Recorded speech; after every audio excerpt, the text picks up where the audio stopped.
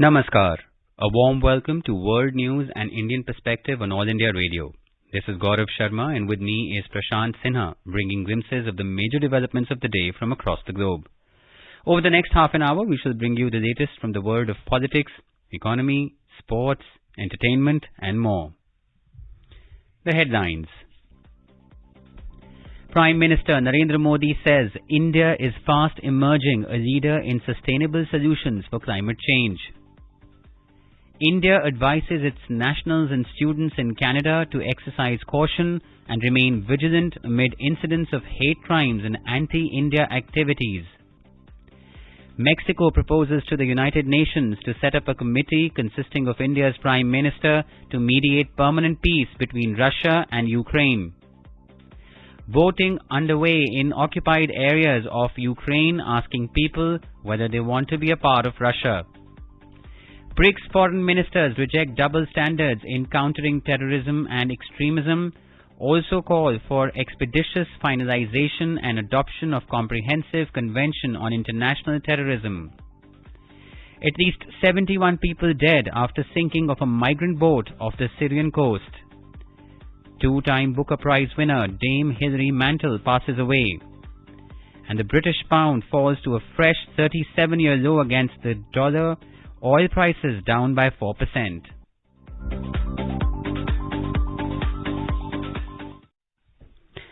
Prime Minister Narendra Modi has said that the new India today is fast emerging as a leader in sustainable solutions. He said that from International Solar Alliance to the Life Movement, India is leading the charge.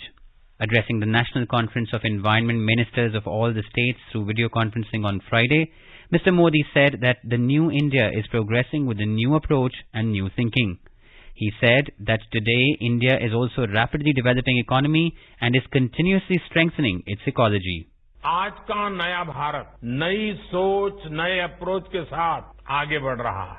आज भारत तेजी से विकसित होती economy भी है और निरंतर अपनी इकोलॉजी को भी मजबूत कर रहा है. हमारे फॉरेस्ट कवर में वृद्धि हुई है और वेटलैंड्स का दायरा भी तेजी से बढ़ रहा है. The Prime Minister said that India's forest cover has increased and wetlands are also expanding rapidly. He said that over the years, geese, lions, tigers, elephants, one-horned rhinos and leopards have increased in numbers. Mr. Modi also urged the states to work together to achieve India's target of net zero emissions by 2070. India's Ministry of External Affairs has advised its nationals and students in Canada and those proceeding to Canada for travel and education to exercise caution and to remain vigilant. The ministry released the advisory in view of the increase in incidents of hate crimes, sectarian violence and anti-India activities in Canada. The Ministry of External Affairs, the Indian High Commission and Consulates General in Canada have taken up these incidents with the Canadian authorities and requested them to investigate the crimes and to take appropriate action. The ministry said the perpetrators of these crimes have not been brought to justice so far in Canada. The advisory also stated that Indian nationals and students may register with the High Commission of India in Ottawa or Consulates General of India in Toronto and Vancouver through their websites or the MADAD portal at madad.gov.in. It said the registration would enable the High Commission and the Consulates General to connect better with Indian citizens in Canada in case of any emergency. Mexico has proposed to the United Nations to set up a committee that would include India's Prime Minister Narendra Modi to mediate permanent peace between Russia and Ukraine. The other members proposed that the committee include Pope Francis and UN Secretary General Antonio Guterres. According to media reports, the proposal was put forward by the Mexican Foreign Minister Marcelo Luis Ebrard Casaubon while participating in a UN Security Council debate on Ukraine. This came after Prime Minister Narendra Modi met the Russian President Vladimir Putin on the sidelines of the 22nd meeting of the Shanghai Cooperation Organization in Uzbekistan's Samarkand recently. In the meeting, the Prime Minister told Mr. Putin that today's era is not of war. Mr. Modi's remarks have been welcomed across the world, including the United States, France, and the United Kingdom. Voting began Friday on whether occupied regions of Ukraine should become part of Russia in referendums. The referendums have been condemned by Kiev and the West as an illegitimate and rigged attempt by Moscow to annex areas in the east and south after nearly 7 months of military conflict. The Kremlin launched referendums in the Luhansk, Kherson and partly Russian-controlled Zaporizhia and Donetsk regions, asked residents if they want the areas to be part of Russia. The voting is scheduled to run through Tuesday. Ukraine and the West have denounced the vote as a sham and an illegitimate step towards annexation of a large slice of the country from the Russian border to the Crimean Peninsula. A similar referendum took place in Crimea in 2014 before Moscow annexed it, a move that most of the world considered illegal. Polls also opened in Russia, where refugees and other residents from those regions could vote. The voting takes place against the backdrop of incessant fighting in Ukraine, with Russian and Ukrainian forces exchanging fire as both sides refuse to concede ground. The United States stepped up criticism of Russia for its conflict with Ukraine during Thursday's UN Security Council meeting. The U.S. Secretary of State, Antony Blinken, said that Russia chose not to ease tensions but to escalate. He also said that the international order is being shredded before our eyes. Mr. Blinken also said that every council member should send a clear message that Russia's nuclear threat must stop immediately. Earlier, in an opening address, the UN Secretary General Antonio Guterres said that the latest developments in Ukraine are dangerous and disturbing, and a debate around a possible nuclear conflict was totally unacceptable. On the other hand, addressing the Council, the Russian Foreign Minister Sergei Lavrov said that Ukraine has become a totalitarian state. Mr. Lavrov also blamed the Western military support for Ukraine for prolonging the conflict. UN Secretary General Antonio Guterres has expressed concerns over the situation of the Zaporizhia nuclear power plant in conflict-ravaged Ukraine. He said that any damage to nuclear infrastructure could have terrible consequences for people in the area and beyond. Briefing a meeting of the 15-member Security Council, Mr. Guterres said the situation at the Zaporizhia nuclear power plant remains a cause of grave concern. The UN Secretary General highlighted the need to end the war, saying that it was the only way to end the suffering in Ukraine. Speaking on the Black Sea grain deal, Mr. Antonio Guterres said that since the signing of the deal, global food prices have dropped sharply. He asked the states to provide clear passage to the export of Russian fertilizers, warning that if the fertilizer market is not stabilized, the world may face a food crisis next year. This is All India Radio giving you the world news. For quick news updates round the clock, follow us on our Twitter handle at AIR News Alerts. India's External Affairs Minister Dr. S. Jaishankar participated in the meeting of BRICS Ministers of Foreign Affairs and International Relations on Thursday. It was chaired by Minister of International Relations and Cooperation of South Africa, Dr. Naledi Pandor, as the incoming BRICS presidency in 2023. The Minister of Foreign Affairs of Brazil, Carlos Alberto Franco Franca, Minister of Foreign Affairs of Russia, Sergei Lavrov, and the Minister of Foreign Affairs of China, Wang Yi, led their delegations. The ministers exchanged views on major global regional issues on the United Nations agenda in the political, security, economic, financial and sustainable development spheres, as well as on intra-BRICS activities. They reaffirmed their commitment to strengthening and reforming the multilateral system, especially of the UN and its principal organs. They rejected double standards in counterterrorism and extremism. They called for an expeditious finalization and adoption of the Comprehensive Convention on International Terrorism. They supported all efforts conducive to the peaceful settlement of the situation in Ukraine. The ministers extended their full support to South Africa for its BRICS chairship in 2023 and holding of the 15th BRICS Summit. India's External Affairs Minister Dr. S. Jaishankar has hosted the G4 meeting of foreign ministers. Foreign Minister of Brazil, Carlos França, Japanese Foreign Minister Yoshimasa Hayashi and German Foreign Minister Annalena Baerbock attended the meeting. They reiterated their joint commitment to work towards text-based negotiations that lead to reformed multilateralism. They will continue their cooperation towards this goal. Indian Science and Technology Minister Dr. Jitendra Singh has said that decarbonizing of cities and buildings should be the highest priority for the public and private sectors to address the adversity of climate change. He said it needs to be done by using an integrated and technology-based approach to bring systemic efficiency. Addressing the roundtable on net zero built environment with connected communities at Global Clean Energy Action Forum 2022 at Pittsburgh in the United States on Friday, Dr. Singh called for important actions like a global memorandum of understanding with respect to enhancing the research and development, deployment, knowledge and technology sharing related to demand-driven solutions to address the challenges of climate change. He also informed that his ministry has supported research and development and deployment of technologies with an investment of over $34 million during the past decade. In today's Hotspot section, we bring to you a discussion on Varanasi selection as the first ever SCO tourism and cultural capital.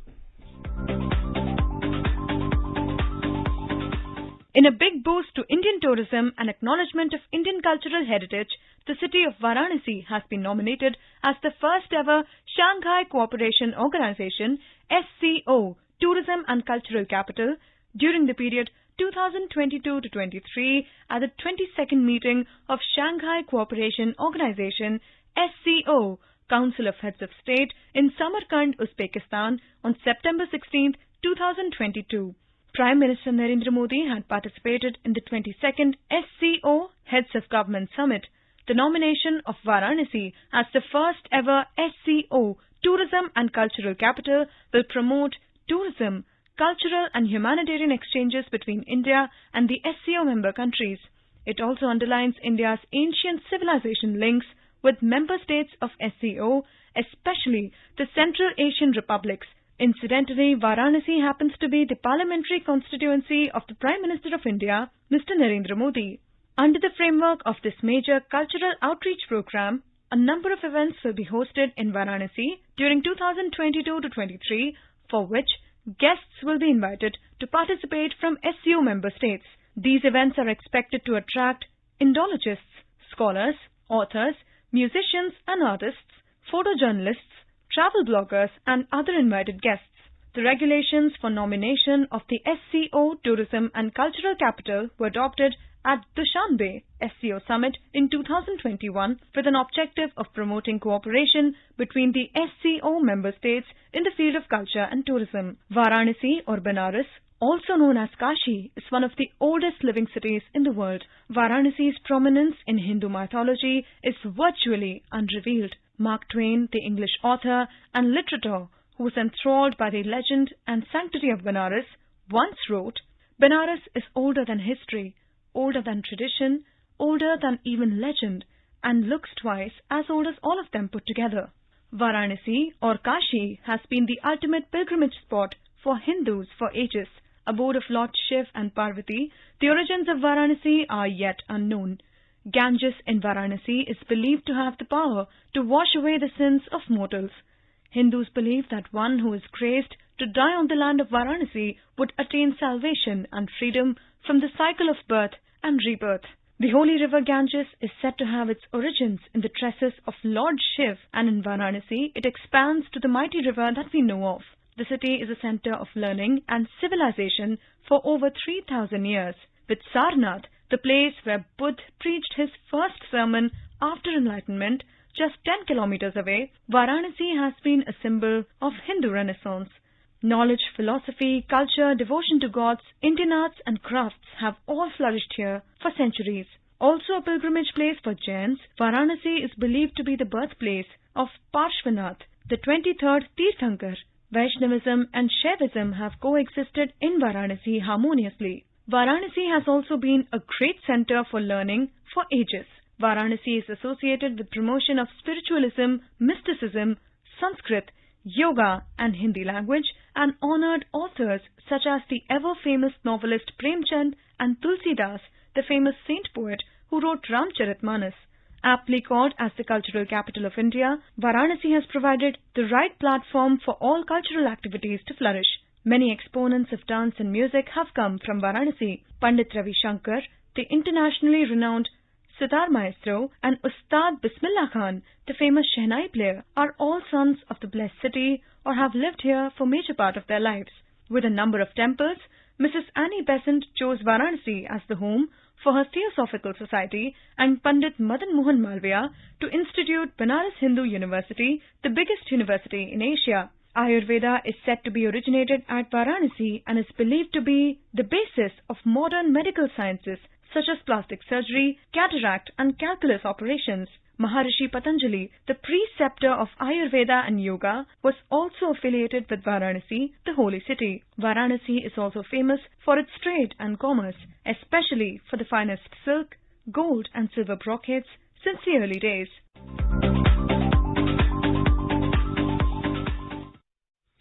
Iranian counter-protesters gathered across the country on Friday in a show of support for authorities. This comes after nearly a week of anti-government protests and unrest over the death of a young woman who was being held by the morality police. People participated in a rally in the capital Tehran where they waved Iranian flags, and similar demonstrations were held in other cities. The government claimed the demonstrations of support were spontaneous. Similar rallies have been held during past periods of widespread protests. A state TV anchor said late Thursday that 26 protesters and policemen had been killed since the protests erupted last Saturday after the funeral of the 22-year-old Mahsa Amini, without elaborating on how authorities reached that figure.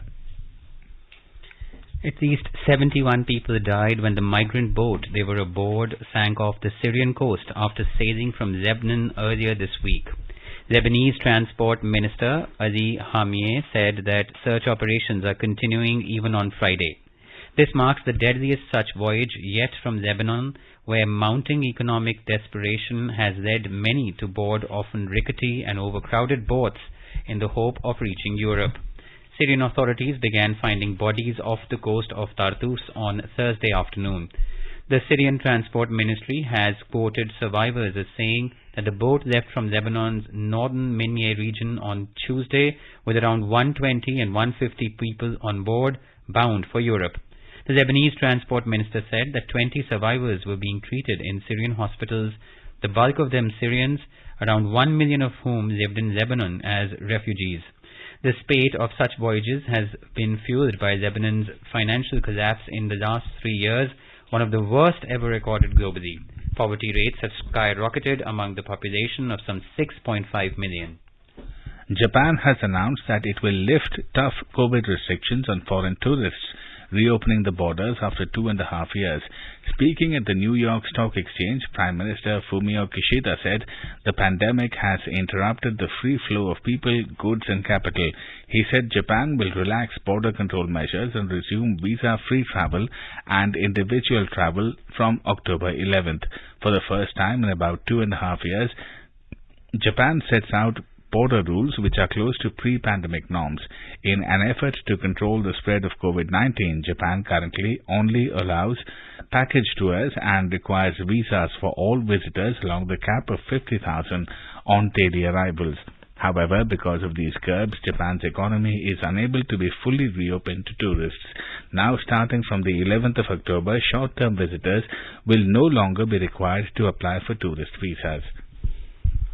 Hong Kong has announced to finally end its mandatory hotel quarantine from September the 26th for overseas arrivals, even as mainland China continues to stick with its inflexible and mechanically implemented zero COVID policy.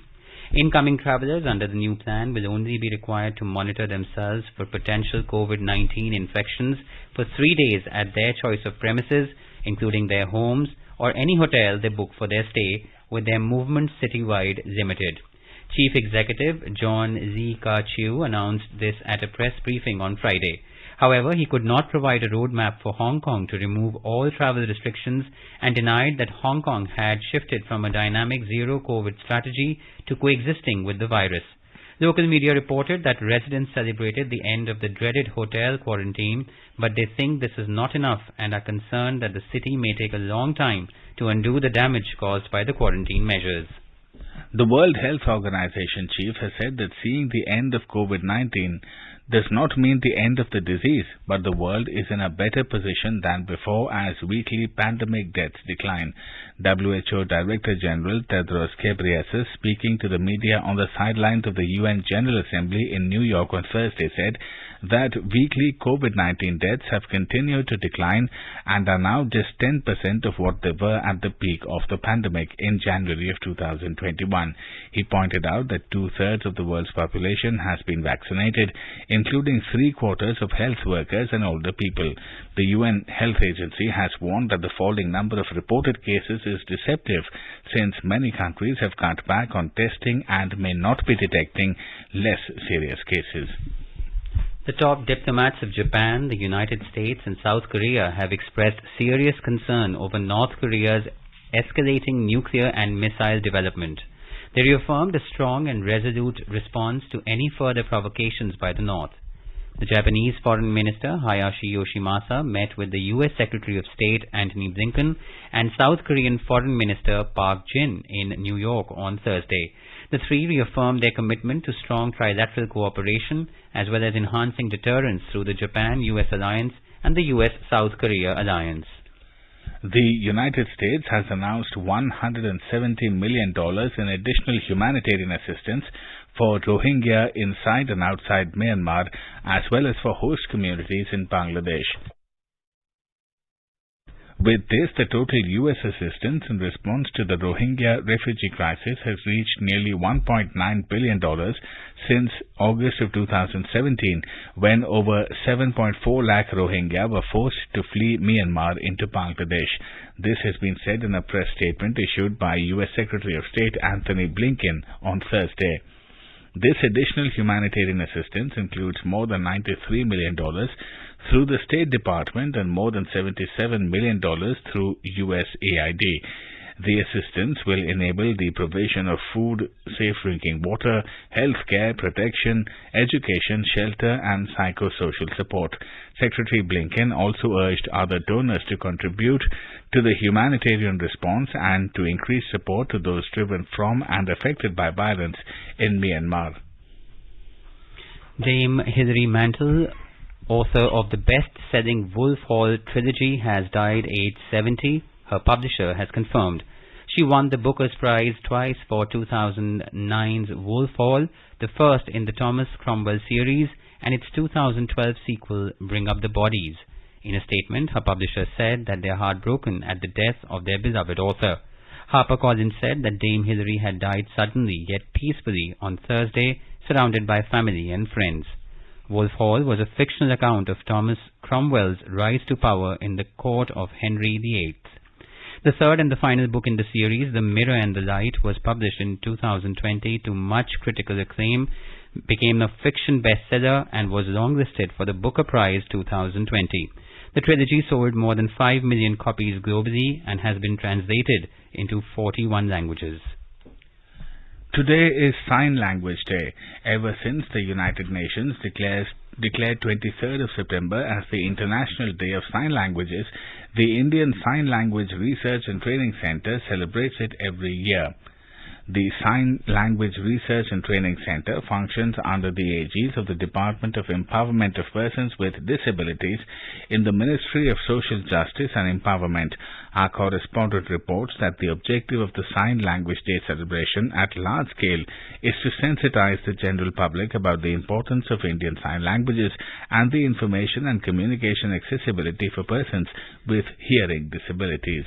Sign Language Day, with the theme Sign Languages Unite Us, was celebrated under Azadi Ka Amrit Mahotsav in New Delhi on Friday. As per the plan of action, nearly 3,200 organizations and institutions were roped in for celebrating Sign Language Day 2022 under Azadi Ka Amrit Mahotsav. Via a video message, the President of India said that she feels proud and happy that the entire world is adopting the principle of Indian culture, that is, Vasudhaiva Kutumbakam, or All World is a Family, and it can be seen through the celebration of Sign Language Day throughout the world.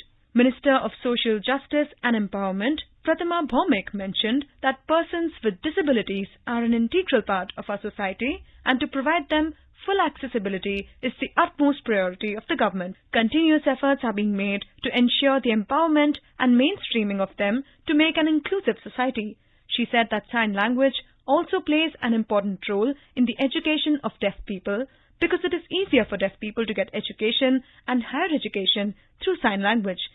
This day brings together all the deaf people socially across the country. Desk report, AIR World News. Oil prices dumped on Friday to trade at levels not seen since January as the dollar index hit its strongest level in 2 decades, and on demand fears as rising interest rates risked tipping major economies into recession. Brent crude futures fell $3.74 or 4.13% to $86.72 a barrel. West Texas Intermediate WTI crude futures were also down by $3.98 or 4.77% to $79.51 a barrel. Global equities hit a 2-year low on Friday while the dollar index reached its highest level in 2 decades, putting downward pressure on oil.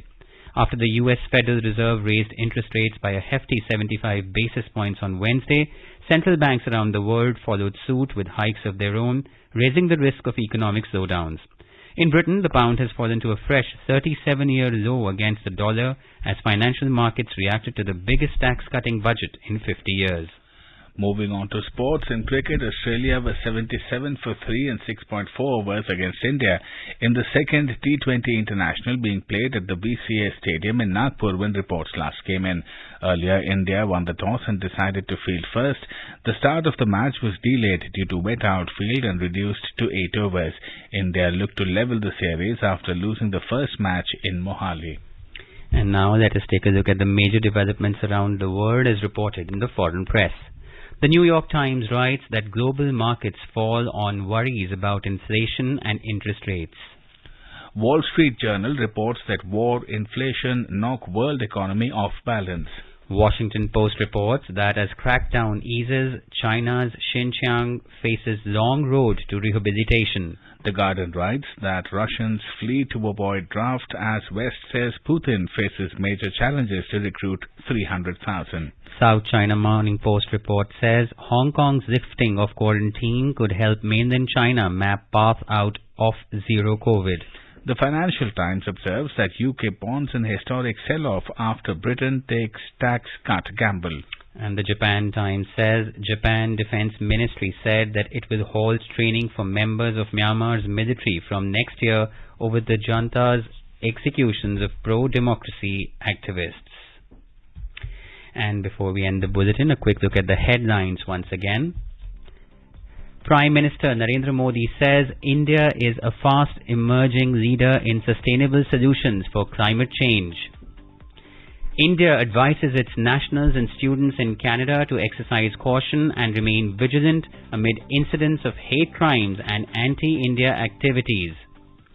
Mexico proposes to the United Nations to set up a committee consisting of India's Prime Minister to mediate permanent peace between Russia and Ukraine. Voting underway in occupied areas of Ukraine asking people whether they want to be a part of Russia. BRICS foreign ministers reject double standards in countering terrorism and extremism, call for an expeditious finalization and adoption of comprehensive convention on international terrorism. At least 71 people dead after sinking of a migrant boat off the Syrian coast. 2-time Booker Prize winner Dame Hilary Mantel passes away. And the British pound falls to a fresh 37-year low against the dollar, oil prices down by 4%. And now, before we end, let us listen to Mahatma Gandhi's favorite bhajan, Vaishnav Jan, by artists from Saudi Arabia on its National Day. Vaishnav Jan to tene kahiye je, peed parai jane re, par dukhe उपकार करे तोए मन अभिमान नाने रे सकल लोक मा सहुने वंदे निंदा न करे. And with that, we end this bulletin. We'll be back at the same time tomorrow with the next edition of World News.